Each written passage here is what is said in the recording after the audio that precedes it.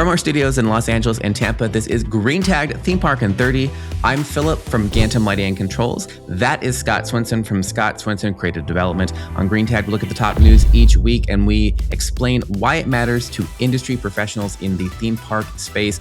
This week, we're going to be talking about Transworld's Halloween Attraction Show because Scott and I just got back and we are barely alive. That's right. That's right. You'll hear us very gravelly, and you may hear me cough from time to time. But I think it's fair that we really should refer to it because it's actually three co-located shows. That it's always been the Halloween show. We always know it as the Halloween show, but there's a growing and contracting depending on the year, representation of Christmas. And then there's also interactive theater that is there as well, or interactive experiences that's there as well. So it's a behemoth of a show. And if you haven't been, it's overwhelming. And you're probably wondering, well, why are they covering just a Christmas or Halloween show? Because there's a huge number of a continually growing number of theme park attendees. Universal was there. The new Universal Kids Park was there. I talked to some people from that.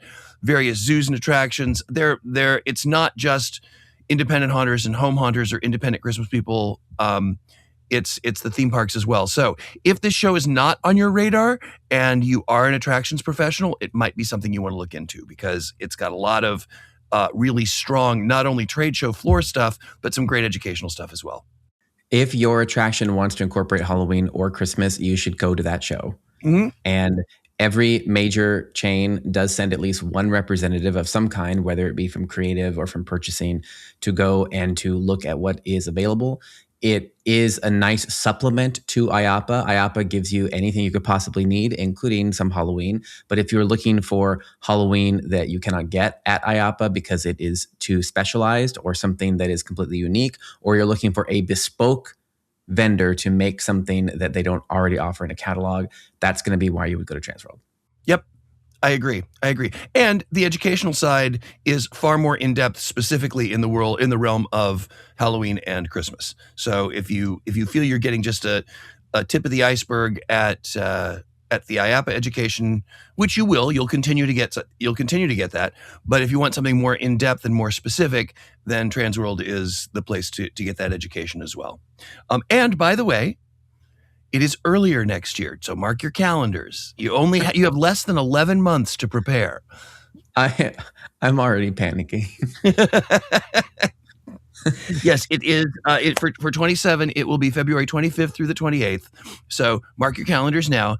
And if you've never been, and you are an attractions professional, you may want to look into it. It might be beneficial for you.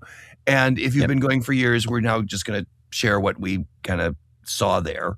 There's quite a bit. Yes. We're trying to recover is what it boils down to. My legs hurt. You hear it in both of our voices. We sound kind of like we've been smoking for years. So it's, of course, we were kind of in some smoky areas. That's just kind of what happens. That's true.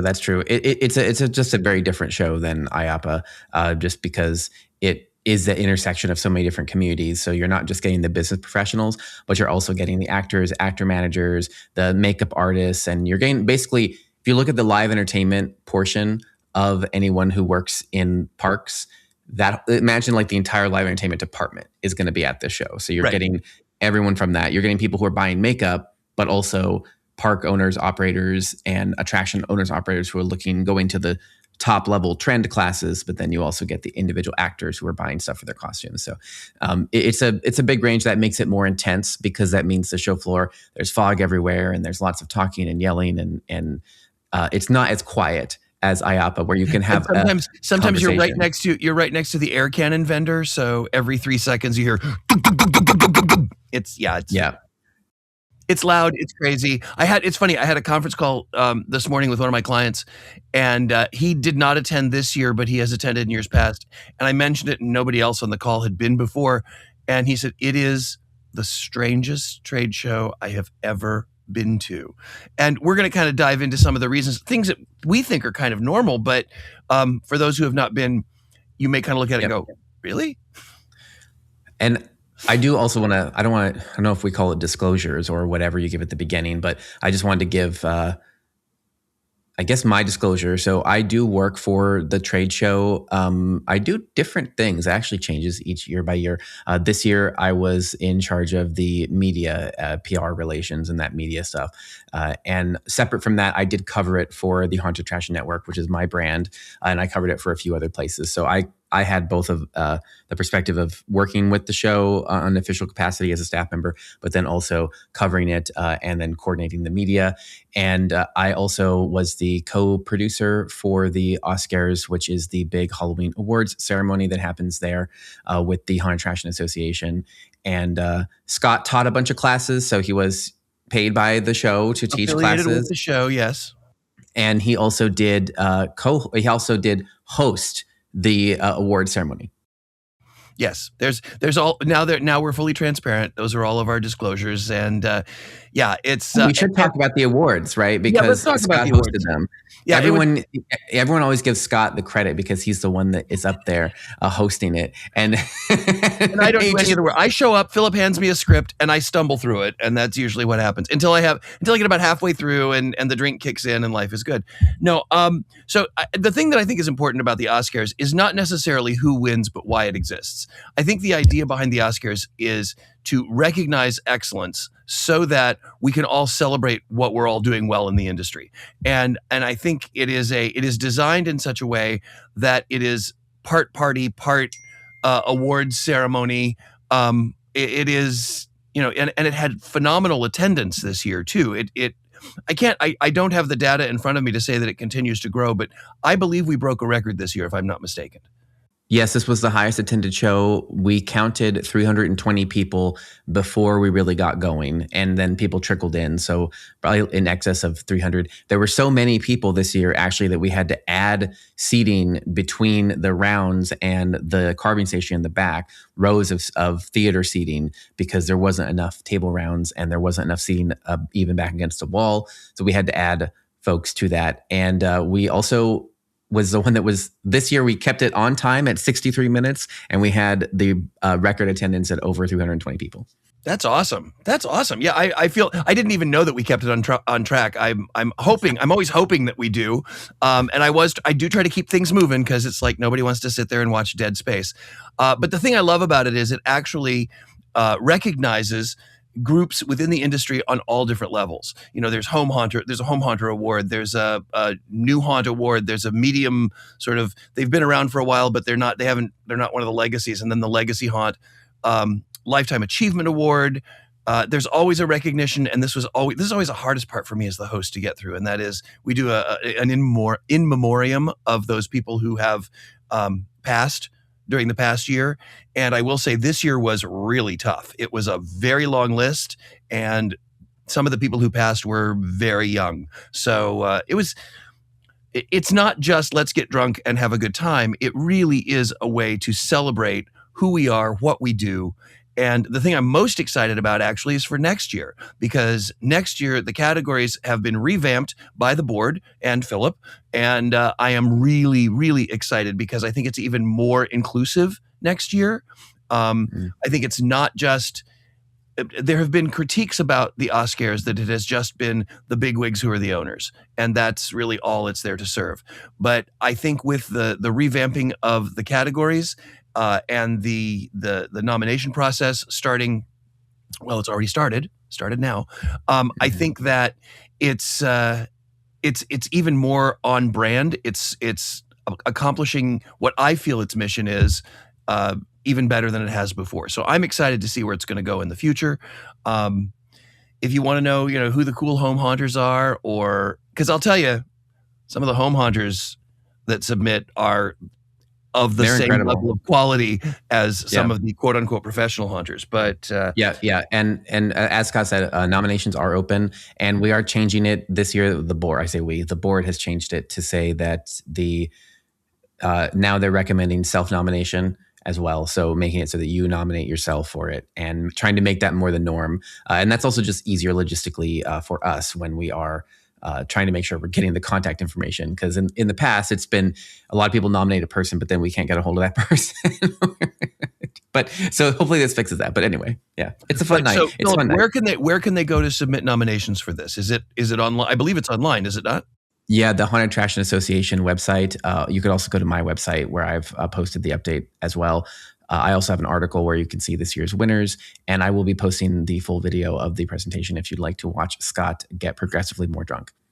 Yes, but I get smoother. I get better as I drink. That's true. It's so funny. Yes, I and was cry. awkward. We were both crying also for Ed. Oh, We were both crying. Yeah. yeah. Like I said, the in memoriam was very difficult for me this year, and it's hard to be in a room full of people who know the people who have passed and to talk about the people who have passed. So That's right. if you want to see me cry on stage like a 5-year-old, watch the video because you will see it.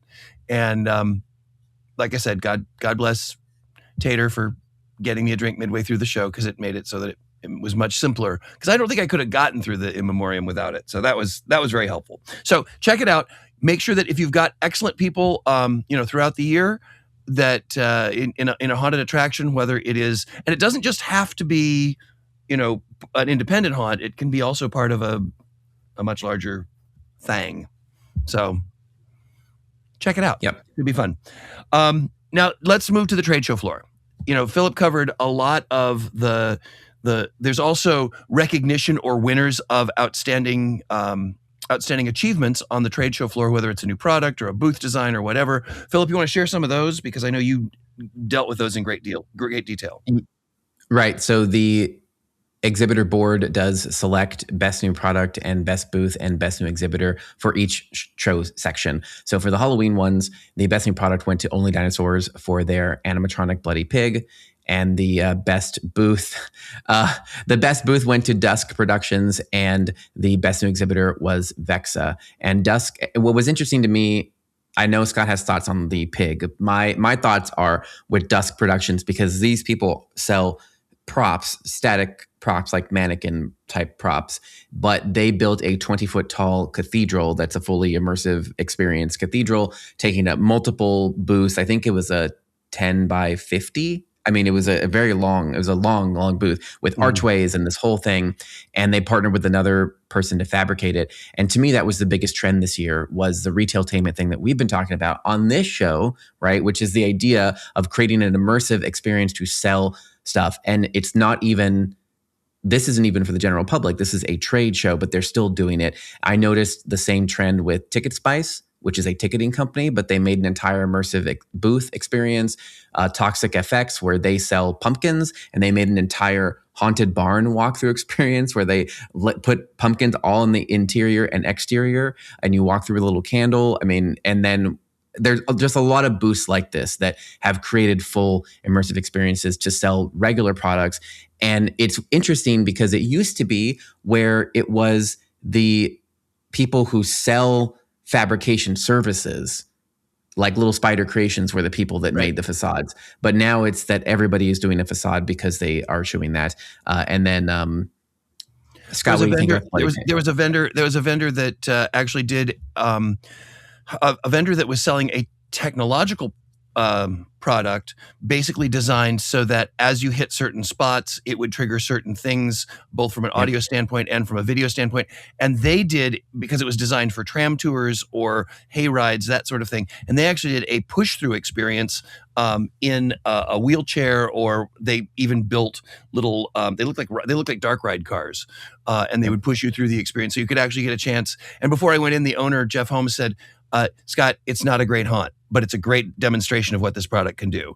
And my friend Heather Doggett with Scream Score, she, instead of just talking about what Scream Score is basically a way to manage or to measure how scared you are in a haunted house.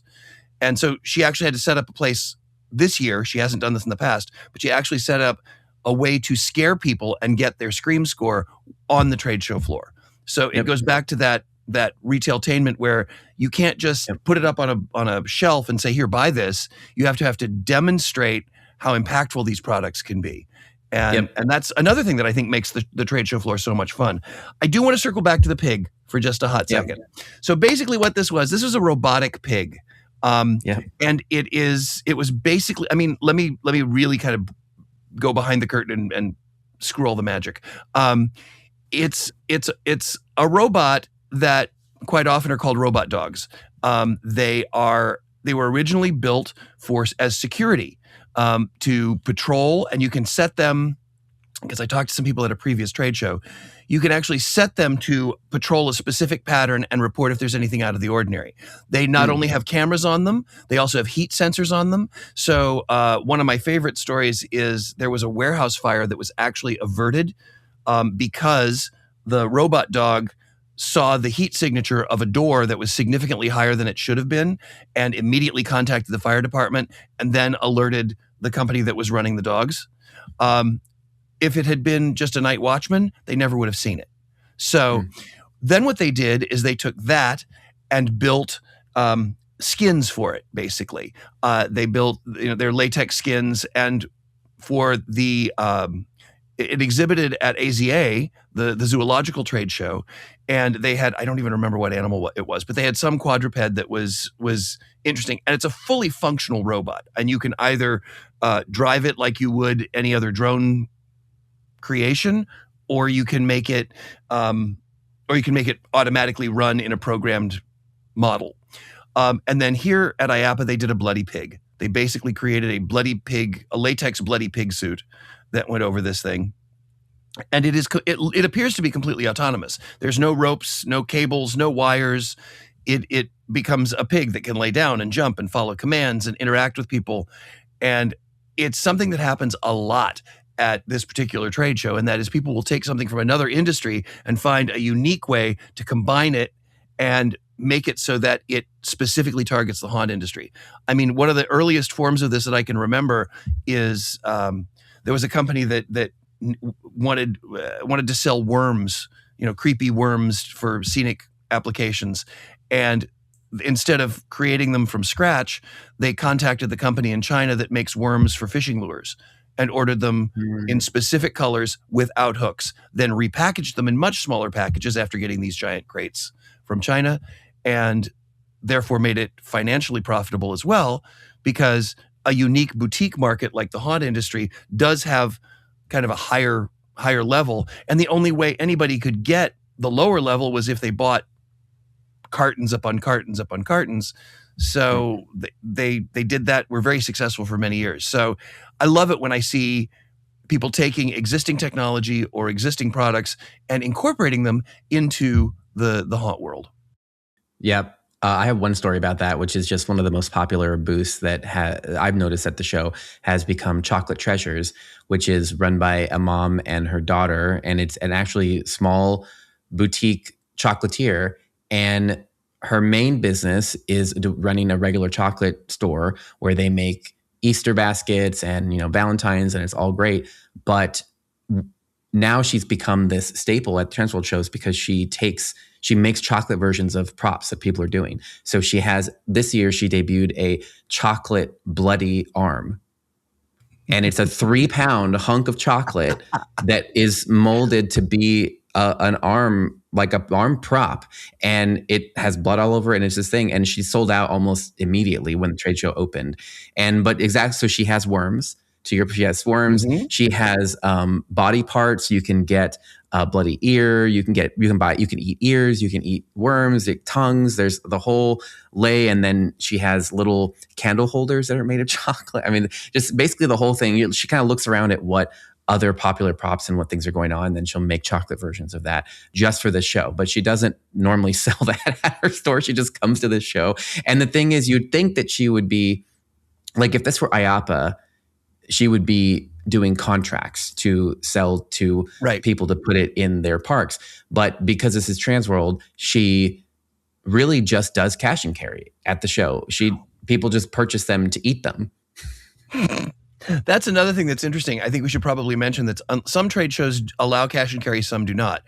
In the past, Transworld has not.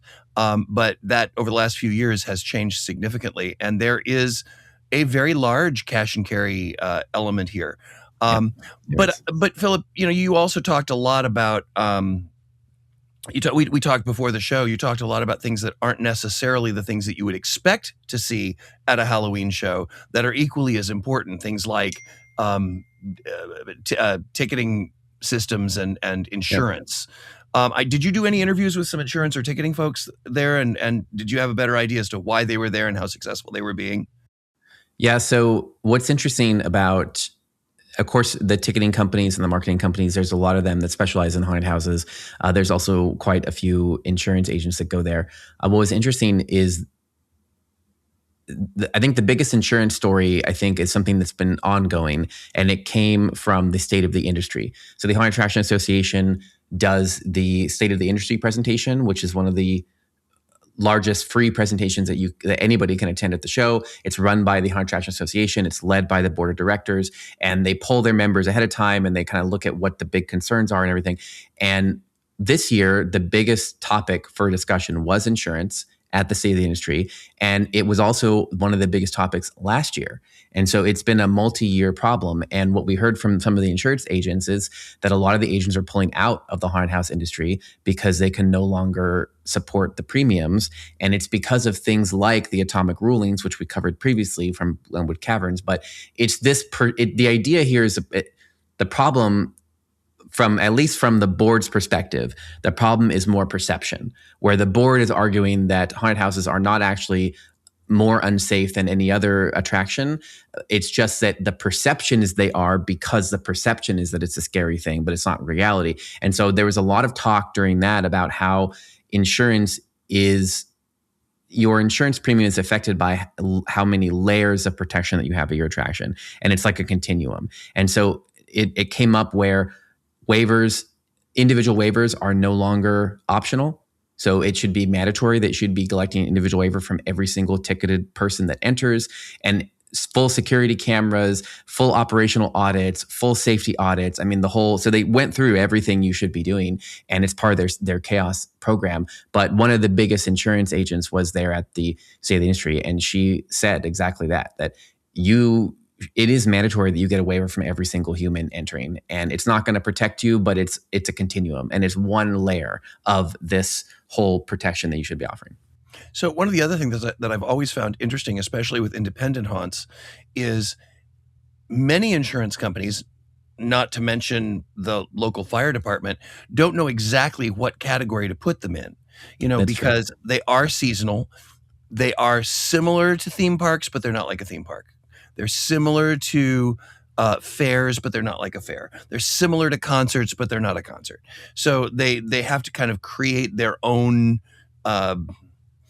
sort of category to insure them in. And so that's why I get excited about seeing more and more insurance companies on the show floor. And one of the other things that I learned from one of the owners is the first question you ask when you go up to any insurance company to insure your haunted attraction or your seasonal experience is, do you write policies in my state? Because he was based in California, and California has significantly more rules and regs when it comes to insurance and how to do it. And there are some companies that simply do not write policies for California, for the state of California. There are other states as well. I'm not just going to pick on California. But before you even start negotiating, before you start talking, explaining those layers of protection that you've put into place, you have to actually identify, do you write policies in my state? So just something that's helpful if there's, independent folks out there who are going, my insurance is getting out of hand, I need to look elsewhere. Well, and one more thing to add to, the board brought up multiple times about how you should also ask what exclusions are in this, because sometimes they might offer a plan for your state, but it will say excludes any haunt where an actor can touch a person for any reason, and so then, if you operate one where you have an extreme experience, then we would actually be excluded from the policy anyway. So what are you paying for? So that's a big thing that is increasing, and the premiums are up across the board. So I had another reporter that went and interviewed owners about insurance costs, and I interviewed 3 of the board members about it, and it seems like insurance prices rose about 20% from last year. So when you're paying 40 to 60,000 for last year, you're paying 20% more this year for a 30-day event. Ouch. Well, speaking of reporters, Philip, you actually kind of wrangled some of the media that came to see the show. Were there? I mean, it seems as though this show this year got a bit more of what we will call mainstream media to get involved. And I asked you, before we started, I said, what was your favorite part? And you said, well, dealing with the reporters and the media. You want to share any of that? Right. So this year, like I said, I was working with the show about the PR, and we had a few reporters that came by from mainstream for different outlets, and then of course the local outlets. And it was actually that was my favorite part because not trying to throw shade, but you could tell some of them were real reporters. And I just like interacting with real reporters because, of course, it's what I do at the show, but I like to hear their perspectives on it and also just see how they think about things and ask questions. And I feel like it makes me better at thinking because I think sometimes I'm too much into this. I'm too in the weeds. And sometimes I miss the forest for the trees because I'm so focused on what did the board vote for and what is, how much money do they say they have and all this. But the forest is what Scott was saying about some of the new trends and what's going on. And so my favorite interaction was with the Washington Post that was there for 3 days. There was a reporter that was there 3 days, Moira, and she followed Scott around for 4 hours. Yeah, it was. So it's interesting that you say a real reporter because I kind of noticed that too, and I actually enjoyed the trade show floor more when I was with her because I was able to see it through an outsider's eyes or a first timer's eyes. Someone who had never been to the show before, and she was very interested in the fact that part of the reason that she hung out with me was I'm one of the few people that actually is going there. Well, not few, growing number of people who is there for both Christmas and Halloween. I'm looking at both sides of the trade show floor. I'm touching the product in different places.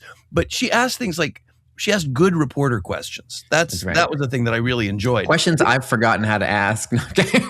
Well, but it's because, no, Philip, you are an excellent reporter and you get all the right questions. But sometimes, as you say, when you're too comfortable or you're too used to the environment, you're too much of an insider, then you don't know the questions that people who are not those insiders want to ask. And like she would see me, a very specific example. She saw me go up and touch 2 different props and she goes, so what is that? She said, those look very similar to me. And what is the difference? Why would you choose one over the other? And I said, well, I wanted to see, I have to know what the lighting is, because if it's very darkly lit, I want the brighter colored one. If it's something that is taking place in full light in a queue line, I want the darker colored one because it looks more realistic. And she goes, do people ever think about that? And I said, people who've been in the industry think about it, but do outside people or first timers think about it? Absolutely not. It doesn't even cross their mind. And it was very interesting to me because every time I looked at something, she was like, well, why did you look at that versus that? And so it also kind of made me double check, gosh, am I just going through the motions? Or is there an actual logical reason that I walked over to one booth versus another?